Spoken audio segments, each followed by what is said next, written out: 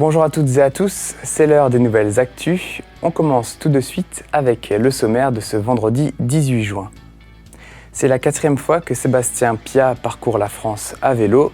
Il s'est lancé un défi fou et a traversé les communes de notre Comcom pour la bonne cause. Depuis le début du mois de juin, une nouvelle maison d'assistantes maternelles a ouvert ses locaux. Située à Dambach-Neuenhofen, elle accueille 8 enfants pour le moment. À Oberbronn, les bufflonnes s'activent au lever du soleil. Arnaud, Sophie et Michael fabriquent du fromage avec ce lait différent de celui des vaches. Nos caméras ont suivi ces belles bêtes. Pour sensibiliser aux dons de sang et de moelle osseuse, Sébastien Piat traverse la France. Depuis son départ le 23 mai et jusqu'au 19 juin, il parcourt près de 2600 km. Lors de sa traversée chez nous, il était accompagné du réseau d'animation intercommunal. Sébastien Piat parcourt la France à vélo et c'est en soi un exploit pour celui à qui les médecins ont annoncé une leucémie en 2009 et une espérance de vie de quelques jours. Un don de moelle osseuse d'un Allemand lui a sauvé la vie en 2015. En chambre stérile, le seul sport qu'il pouvait faire était du vélo. Lui vient alors l'idée de faire ce défi fou. En 2016, il se lance sur 1500 km et recommence en 2017 et 2018 et encore cette année.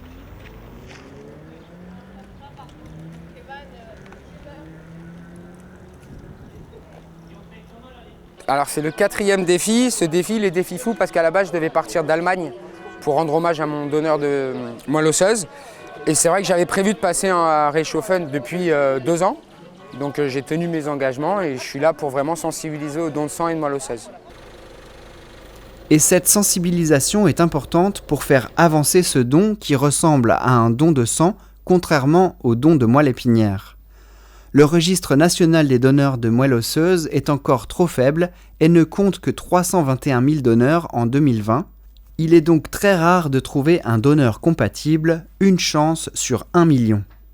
L'objectif est de trouver de nouveaux donneurs qui s'inscrivent sur le site dondemoelleosseuse.fr et l'action de Sébastien est parfaite pour impulser ces initiatives.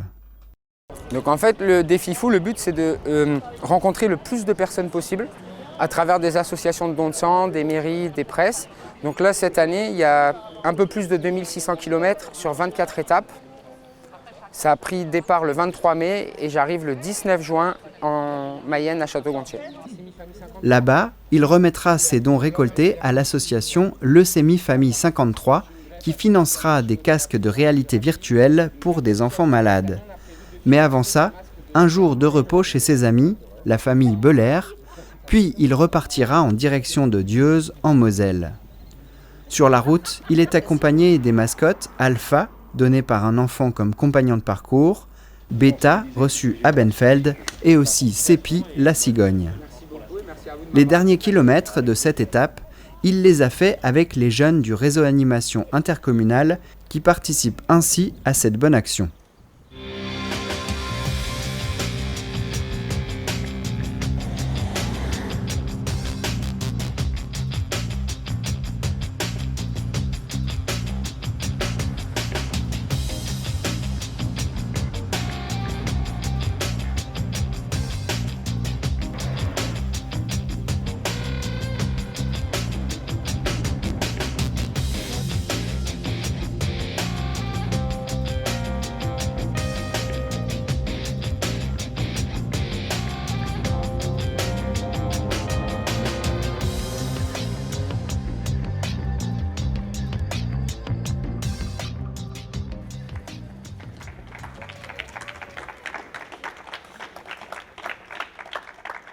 À l'arrivée, l'association des donneurs de sang de Reichshofen remet un chèque de 355 € grâce à une tombola qu'ils ont organisée le 10 mai, en jeu des entrées de cinéma et la castine a fait un don de places de spectacle.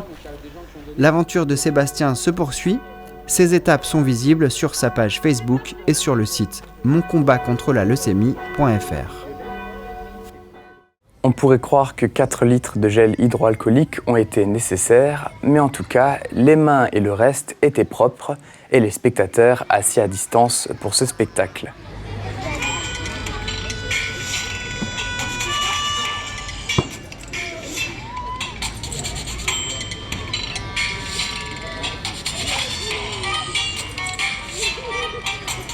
Dans le cadre de Famille en scène, après l'atelier bien-être de la semaine dernière, nos caméras ont filmé des pieds et des mains de la compagnie Ni ce samedi 12 juin. Une remise en jambe pour le comédien qui n'avait plus joué depuis plus d'1 an.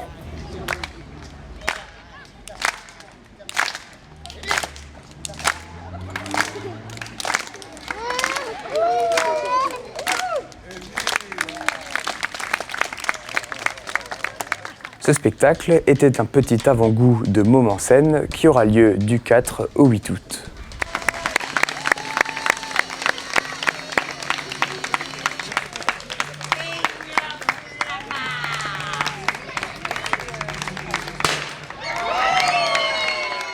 Le nom est atypique pour la région. La Pandamam accueille des enfants à Dambar. Les 160 mètres carrés comprennent plusieurs espaces et plein de jouets pour que les enfants et leurs parents s'y sentent comme à la maison. Une nouvelle MAM, maison d'assistante maternelle, voit le jour à Dambar-Neuenhofen. Après 1 an et demi de préparation et de travaux, la Pandamam a ouvert ses locaux le 1er juin 2021. Donc, j'ai mon aîné qui est fan des pandas depuis toujours. Et en fait, il y a un jour une personne qui m'a dit « Le panda, c'est un animal noir et blanc et asiatique et tout le monde l'aime ». Cette phrase m'est restée. Donc c'est un symbole en fait, tout simplement un symbole d'un animal que tout le monde aime. Pourtant, il vient d'un autre pays, il est noir, il est blanc. Et donc on trouvait ça aussi en rapport avec les enfants. Donc voilà, on a décidé le fait de protéger l'enfant comme on protégerait le panda en fait. C'est un petit peu cette image-là. C'est très symbolique, ouais. Et puis on a découvert qu'il existait des vaches pandas à Dambar. Alors ça devait être les petits pandas, mais par respect pour nos collègues qui ont déjà une MAM qui s'appelle les petits pandas, c'est pas en Alsace, mais on s'est dit on n'aimerait pas qu'on ait le même nom que nous, donc on a dit Pandamam, voilà. Joëlle, la présidente, est tombée amoureuse de la région. Après une visite du village et des locaux en 2020, le contact chaleureux des habitants et du maire l'ont motivée à venir ici. Elle se lance et propose à Anastasia, son amie depuis toujours, de la suivre dans ce projet. Dans une partie de l'ancien gourmet d'Alsace, les locaux de 160 mètres carrés accueillent 8 enfants actuellement. Ils comprennent plusieurs espaces. L'espace d'accueil du coup dans l'entrée, on a une salle de change, un bureau pour les entretiens avec les parents. On a 2 pièces d'activité. Donc la première pièce principale où on accueille les enfants le matin, un coin réservé aux plus petits. Et puis de l'autre côté, du coup, on a juste là la salle pour manger, pour faire des activités à table. Et on a une cuisine où on fera nos repas nous-mêmes. On a aussi 2 chambres donc qui nous permet de s'adapter au rythme des enfants. À cela se rajoute une buanderie et un local pour les poussettes. Et bientôt, l'extérieur sera aménagé. Les rangements servent à stocker les couches et les jouets. Ces derniers viennent d'un peu partout, des 2 assistantes maternelles, mais aussi de dons de l'école et des familles. Il y a des achats neufs et aussi des jouets d'occasion. Avant tout, les 2 gérantes tiennent à ce que la Pandamam soit un accueil bienveillant. Elles soulignent l'importance d'un accueil particulier et adapté à chaque enfant. Les familles remplissent un livret et des fiches de liaison sont échangées. Notre mode d'accueil est basé beaucoup sur l'éducation bienveillante, la motricité libre. On accueille les enfants vraiment à leur rythme. C'est ça. Et que notre projet même est de s'adapter à l'enfant et non pas l'enfant qui s'adapte à nous, en fait. Et ça nous tient vraiment à cœur. La maison pourrait potentiellement encore accueillir 2 assistantes et 8 enfants, mais ça ne se fera qu'en fonction des besoins des familles de la commune et des environs. À noter qu'une nouvelle MAM voit aussi le jour du côté d'Hoffwiller. La maison d'assistante maternelle Les Petits Neckel se trouvera à l'emplacement de l'ancien Neckelstubel. Et toujours à Hoffwiller, dans le cadre de nos émissions à destination des seniors, TV3V était à la salle des fêtes pour le programme Démarche. Un programme mis en place par le Centre intercommunal d'action sociale du pays de Niederbronn-les-Bains avec l'association ADAL à la découverte de l'âge libre. Tom Dida présentait des conseils avec l'objectif de faire augmenter le nombre de pas au quotidien. Car c'est bien dans le quotidien que nous avons tous une marge de manœuvre pour ne pas se sédentariser.